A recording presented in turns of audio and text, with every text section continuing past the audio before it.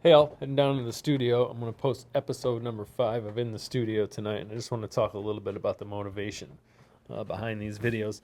Pretty much every one of these has been in response to a new piece of gear I got. I just wanted to put it into a musical situation and see how it sounded. Episode number 1, that's when I got the exotic XSC2 guitar, the purple one. I say the purple one because I just bought a red one exactly like it because they're so good. Episode number 2, that's when I got the 2 Notes Torpedo Captor X. That was the first time I was ever able to record my tube amp direct into Logic. And after having a couple weeks to work with that thing, absolutely amazing, indispensable piece of gear in the studio. Tonight's video is about my new Amplified Nation Ampliphonix Gain amp. Simply stated, it's one of the best amps I've ever played through, bar none.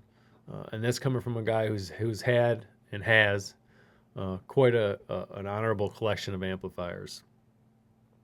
This thing is special, to be sure. Couple keywords I would use to kind of describe this amp and what sets it apart from others. One is dynamics, and I put that one first for a reason. This thing is uber dynamic. It's part of a system, and you got to play it like it's an extension of your guitar. It amplifies everything you do and everything you don't do to the nth degree. And it can be difficult to play, but it's super rewarding. So I'm going to keep trying because even the small victories sound amazing on an amplifier like this. Number 2 is it's punchy. There's a kick, there's a definition on the front of each note. It's hard to describe, but you can feel it. And when you're listening attentively, you can absolutely hear it. Every note slices through the mix the way you intended it to, which goes right back to dynamics.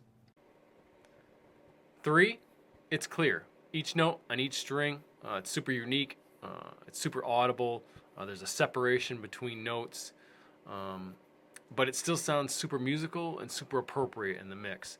You're not getting away with playing a major chord where there's supposed to be a dominant 7th chord here because every degree of the chord is super audible and super distinguishable.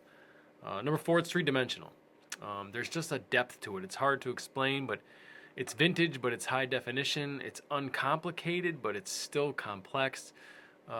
It's immersive, right? It's like the difference between listening to your favorite song through a cheap set of Walmart headphones versus a very expensive high-end set of Bose headphones. It's just a much more immersive experience. And it's loud. This isn't good or bad. It just is. I would say the 50-watt head version that I have in the context of my band, I'll probably run this thing at 1.5 if I don't have to turn it down. So it's loud to be sure, but that's the reason that it's so dynamic, so punchy, and so clear is that it's just moving so much air. So as you listen to the solo, I would try to pick out these nuances because I think these are the elements that make this amp different than others, that set it apart. It's an expensive amplifier, to be sure, but you can't put a price on inspiration. And to me, this amp has a lifetime of it. Hope you enjoy.